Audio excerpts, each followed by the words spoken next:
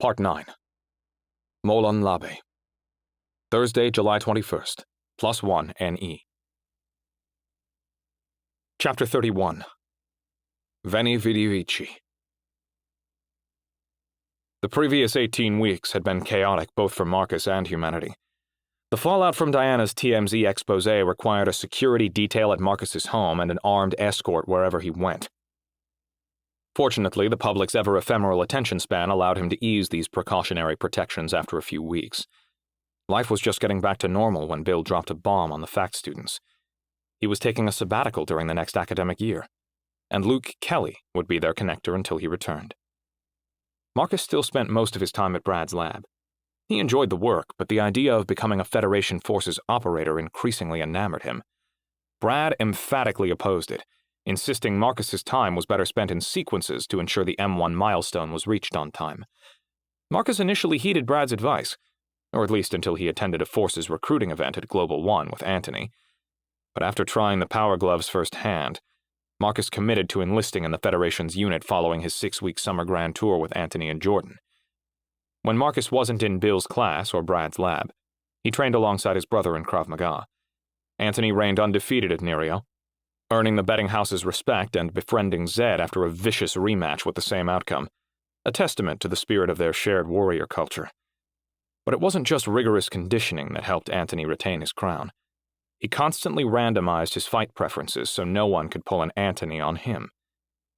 Marcus never missed his brother's fights because Anthony, perpetuating their mother's superstitious nature, believed him to be a living Lucky Charm. This meant Marcus was with Monica all the time, in Subsumption's dreamless sleep by day, and Nereo's galactic dance floor by night. His desire to be with Monica had multiplied tenfold following their midnight drive, but she seemed content staying in the friends with tech benefits zone. The oscillations of Marcus's personal life were nothing compared to the chaos of the wider world. Global demand for tech units had grown exponentially, but bottlenecks caused by TechMart's expansion beyond the black market led to severe supply shortages. This created a speculative boom in tech secondary markets, where a single used unit could sell for more than the price of a house.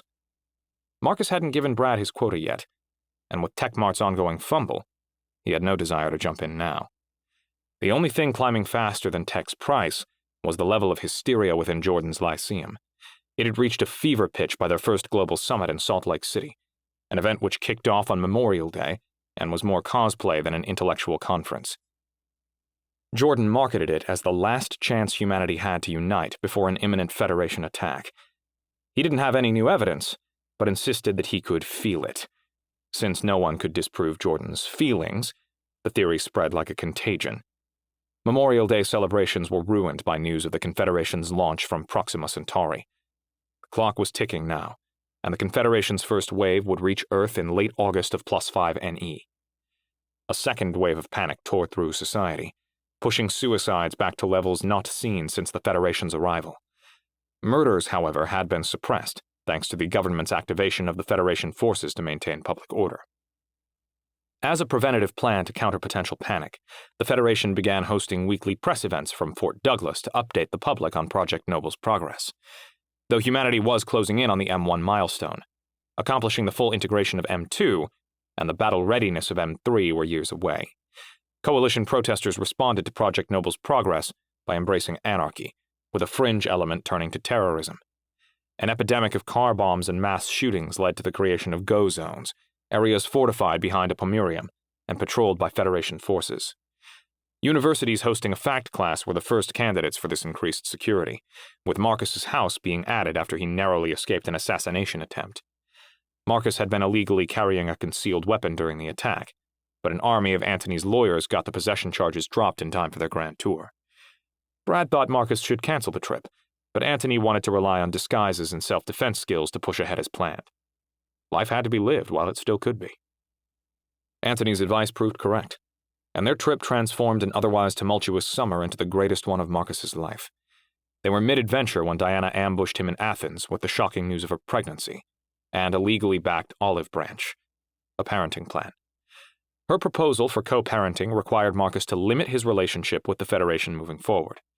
He could stay in fact, and the cohort, but becoming a praetor to the shadows, or joining the Federation forces, were both deal-breakers. Today marked Marcus's first day at the lab in more than 6 weeks. He'd made the familiar journey with an occasional glance over his shoulder. This was his new normal, he thought, enjoying the first blue sky of July. Like everyone else, he was wishing the clear weather would hold for the upcoming Pioneer Day celebrations. It was unlikely, though, since Jordan's prediction of another inexplicably lush summer had come true. Their desert community was still fertile and green late into July. Marcus paused at the door to Brad's office, reflecting on his first time here months ago. He felt a flutter in his chest and stomach, but wasn't sure if it was excitement or fear. Marcus's nostalgia was cut short by a PSA. Good morning, citizens, and welcome to another wonderful day. Have you been the victim of bullying? Your rights deserve to be respected, and it's up to you to assert them. Stand up for yourself. And because bullies cower before the strength of numbers, stand up for one another too. Because together, we're invincible. It was 9:00 a.m. What's up, brother? Welcome home! Brad hugged Marcus tightly. Come sit. How was your trip? Tell me everything. Where to start? Marcus mused. The beginning would be optimal. Time apart helped Marcus realize how much their relationship had grown. Brad was like family, a pillar of support and always willing to listen. Monica emerged through the locker room door, carrying 2 steaming cups of something, flashing a seductive smile as she moved toward him. It had been more than a month since they'd seen each other, and it hadn't ended on a good note. I thought you'd take your birthday off, Marcus inquired. I woke up and realized, what else would I do? I've never skipped more than a couple of days. Plus, I didn't want to miss your homecoming. I'm curious what this will be like for you. Monica set the drinks down and embraced Marcus. The smell of her melon body lotion heightened the pleasure of her touch. One thing at a time, Brad protested as Monica sat beside Marcus. Let's hear about your grand tour. It was everything Anthony promised. We started at the Skinwalker Ranch. What's that? Monica interrupted, handing Marcus one of the cups, which he confirmed was coffee. A paranormal hotspot here in Utah near the Ute Reservation. The Defense Intelligence Agency ran a secret research study there for years because of all the UFO activity. Long before the Federation revealed themselves. Marcus smiled at Brad. For the record, Brad smiled back. That wasn't us. That's a creepy name, Monica added. In Navajo legend, skinwalkers are malevolent shapeshifters with deformed animal bodies and glowing eyes. Other indigenous tribes from the surrounding areas have similar legends about human-animal hybrids that are impossible to kill. The Navajo don't discuss it with people outside of their tribe because it can bring them bad luck and can make the skinwalkers appear. Why would you go there? Monica quavered. Jordan has been obsessed with the place his entire life, and Anthony knows the guy who owns it. We got a private tour. It was a super cool experience and set the bar for the rest of our trip. After the Skinwalker Ranch, we hit the hot spots of the American Southwest. Moab, Zions, Vegas, and Lake Powell. That took 2 weeks. Then because Anthony banned all technology on the trip, Jordan got lost driving overnight in the desert. We ended up at Chaco Canyon, alone under the stars. Which was spectacular. Where were you trying to go? Brad asked. Albuquerque to catch a flight to Africa. We were recreating a vacation we took with our parents. We whitewater rafted and bungee jumped near Victoria Falls in Zimbabwe. Then we canoed the Okavango Delta with hippos and crocodiles, and did a traditional bush safari in Botswana. We ended by visiting Robben Island near Cape Town and Soweto and Johannesburg. What was that last part like? Brad wondered. Pretty humbling. It made me appreciate my life. I don't understand, Monica mouthed. Why? South Africa has a long history of social conflict, Marcus explained. Though it seems pretty mild compared to the news coverage of Salt Lake while we were gone. This has been the epicenter, Brad admitted. Things are calmer now thanks to the go zones, Monica affirmed. When did you leave Africa? Brad asked. Late June. We flew to Europe, which was definitely my favorite few weeks of the trip. That'd be mine too, said Monica. I love Europe. When were you there? Marcus asked. Monica waved a hand. It's been years.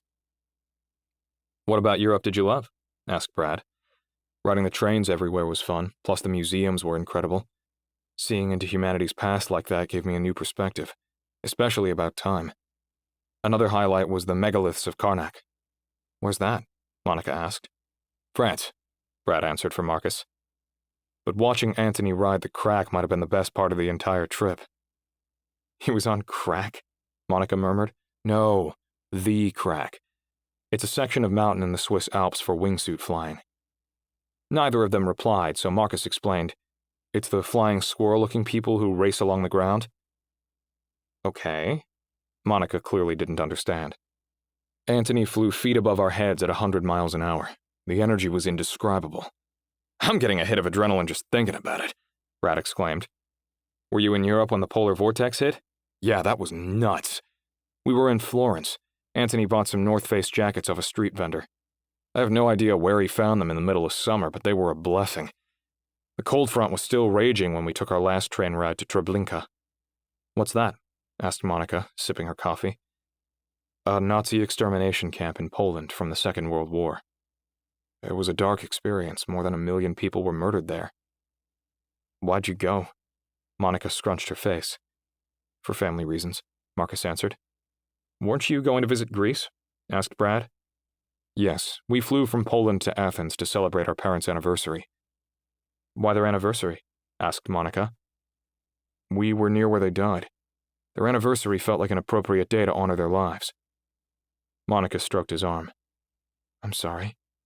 What did you do to commemorate? Asked Brad.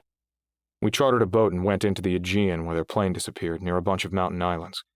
Anthony made these hilarious trifold pamphlets with old embarrassing photos for their anniversary celebration, and we shared our favorite memories of them. By the end, we were laughing so hard none of us could breathe. My parents would have loved it. Then we relaxed in Athens before the last leg of our adventure. Where'd you go after that? Asked Brad. The Levant and then Egypt, where Anthony repeated Jordan's mistake and got us lost, just in a different desert. Twice in one trip, Brad chuckled. What were you doing in the desert? Asked Monica. Looking for an oasis. Anthony wanted to go there because it's where an oracle told Alexander the Great he was the son of a god. It also had some minor significance in World War II. I love history, but Anthony takes this stuff to another level. When did you get back? Brad questioned.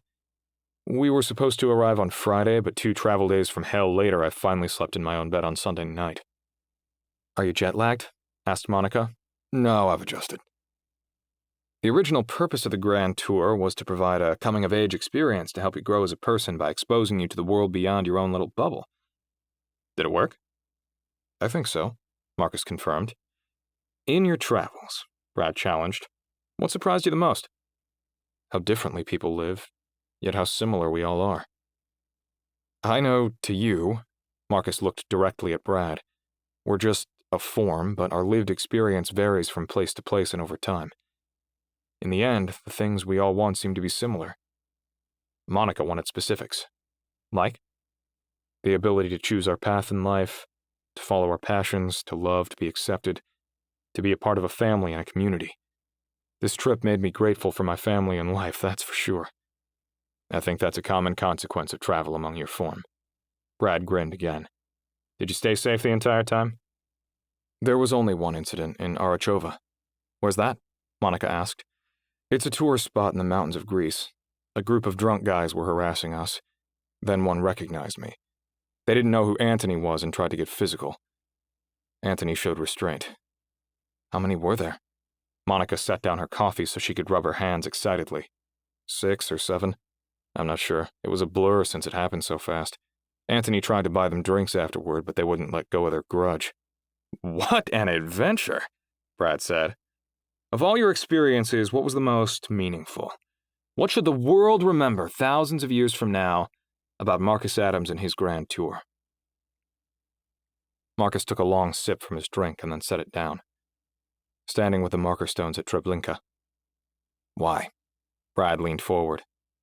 It reinforced that evil exists in the world, that humans are capable of dark, terrible things.